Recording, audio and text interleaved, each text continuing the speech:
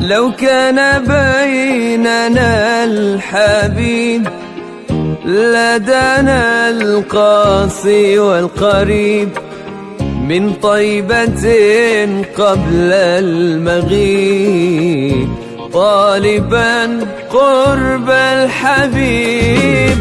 بقربه النفس تطيب وتدعو الله فيجيب. أنوار طه لا تغيب، بلغنا لقاه يا مجيب. فدتك روحي يا حبيب، محمد مكرم الغريب بقربه. تبارك الذي بيده الملك وهو على كل شيء قدير. الذي خلق الموت والحياة ليبلوكم أيكم أحسن عملا وهو العزيز الغفور.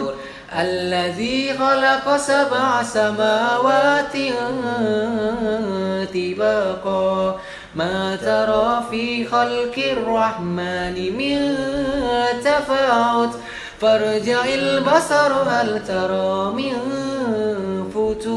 فتور ثم ارجع البصر كرتين ينقلب إليك البصر خاسئا ينقلب إليك البصر خاسئا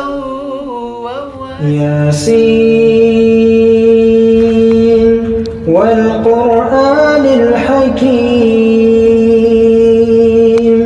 إنك لمن المرسلين على صراط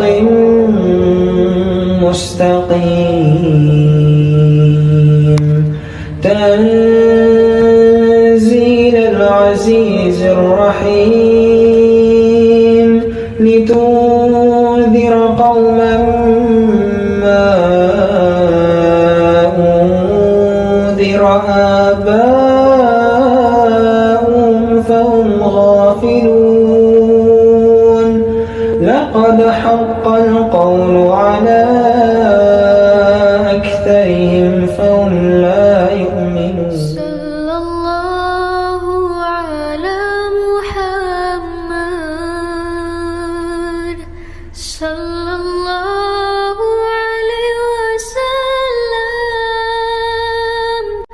صلى الله على محمد صلى الله عليه وسلم. يا نبي سلام alaika. Inilah masjid yang pertama kali dibangun oleh Nabi Muhammad Sallallahu Alaihi Wasallam. Nama masjid ini Masjid Quba.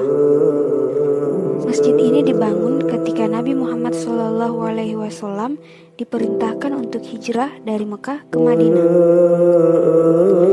Salah satu keistimewaan dari masjid ini, apabila kalian sholat di dalamnya meskipun itu hanya sholat 2 rakaat, maka kalian akan mendapatkan pahala setara dengan sekali umroh.